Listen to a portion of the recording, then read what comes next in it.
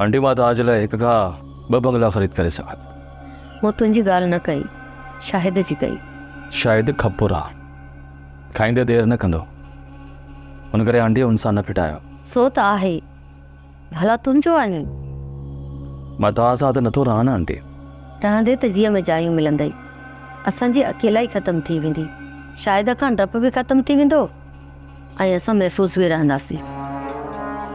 मां हिते न रहंदुसि आंटी। छो? दुनिया छा चओ, दुनिया आंगुर खणंदी। दिल जी ॻाल्हि कर, दुनिया खे छॾ। आंटी दुनिया जी ॻाल्हि वॾी आहे, बाक़ी दिलि जी ॻाल्हि त सिर्फ़ु दिलि ताईं आहे। ॿई हिकु थी वञो न। असां हिकु त आहियूं आंटी।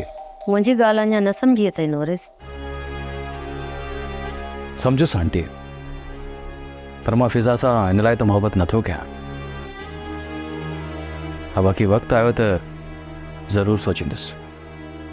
शाहिद जे शिर खां बचण लाइ तव्हां ॿिन्हिनि जी शादी ज़रूरी आहे।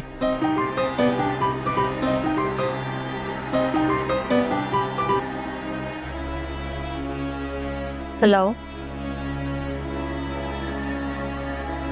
न न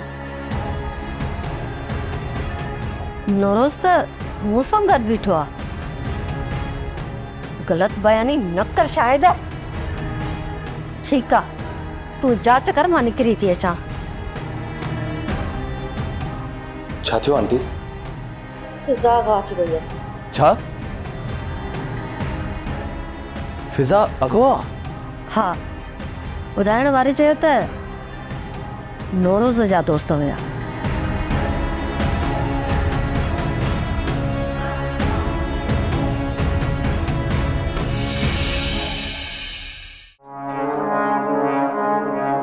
सरदार सलाम अलैकुम। अरे तू हिते? सरदार वारस वेहे या वञे?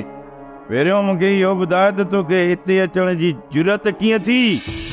सरदार वारस खे घटि न सम्झो, न त वारस अहिड़नि तेड़नि वटि वञे ई कोन। छा चईड़े? तव्हां न ॿुधो? माना त वारस अजाए वात आहियूं। सच चवंदा आहिनि। वो के खणे खुटी त ॻोल्हे शिकारियुनि जा घर। अॼु ख़बर पई त सरदार शिकारी बि आयो।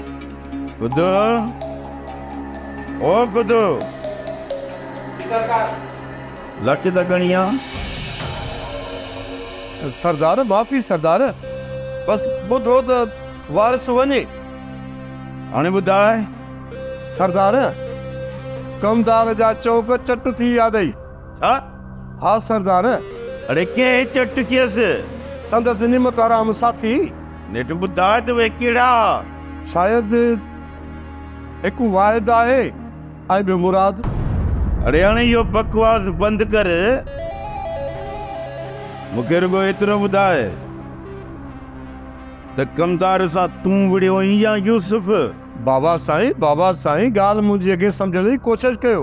यूसुफ त हुयो ई कोन, जिते किथे मां शायदि ई ॾींदुसि। ॿियो कहिड़ो?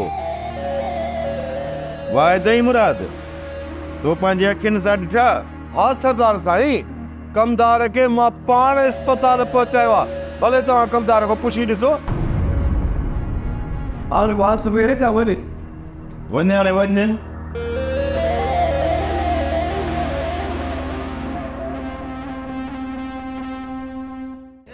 ड्रामा सीरियल चंड ग्रहण तमाम एपिसोड्स ॾिसो हाणे HD क्वालिटीअ में। विज़िट करियो असांजो YouTube channel Sindh TV HD drama. Subscribe कयो असांजो official YouTube channel Sindh TV HD drama ऐं वधीक अपडेट लाइ बेल आइकन खे क्लिक करियो।